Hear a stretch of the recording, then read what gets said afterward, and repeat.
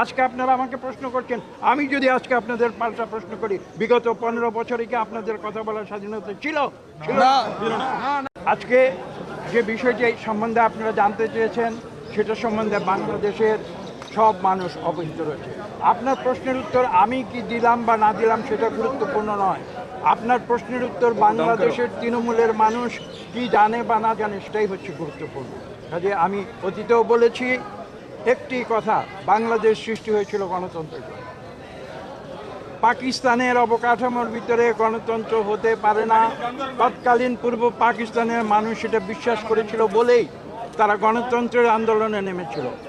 এবং আমরা পরবর্তীতে দেখেছি একটি রাজনৈতিক দল যারা স্বাধীনতার প্রতিভু বলে নিজেদের দাবি করেছিল, অত্যন্ত লজ্জা এবং কলঙ্কের বিষয় যে তারা বাংলাদেশ থেকে স্বাধীনতার মূল আদর্শকে ধ্বংস করে দিয়েছে।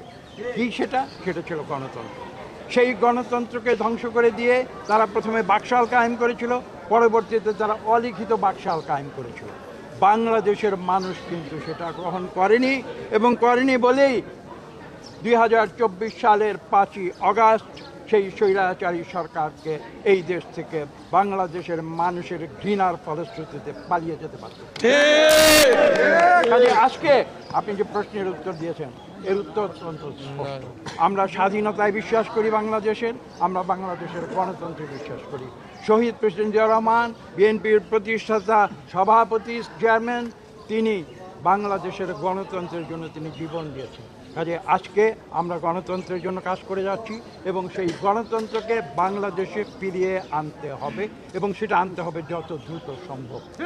গণতন্ত্র ব্যতিরেকে আজকের বিশ্বে কোনো জাতি মাথা তুলে দাঁড়াতে পারেনি। একদলীয় শাসন কথা যতই বলুন না কেন, তারা ক্ষমতা দেখাতে পারে, কিন্তু তারা কোনোদিন মানুষের ভালোবাসা পায় না। এবং সেই কারণেই আমরা বিএনপি, আপনারা জানেন আমরা প্রতিহিংসার রাজনীতিতে আমরা বিশ্বাস করি না, এবং সেই কারণেই কিন্তু আমরা বলেছি যে আমরা বাংলাদেশে সকলের স্বাধীনতা চাই, কথা বলার স্বাধীনতা চাই, মিডিয়ার স্বাধীনতা চাই। আজকে আপনারা আমাকে প্রশ্ন করছেন, আমি যদি আজকে আপনাদের পাল্টা প্রশ্ন করি, বিগত 15 বছরে কি আপনাদের কথা বলার স্বাধীনতা ছিল?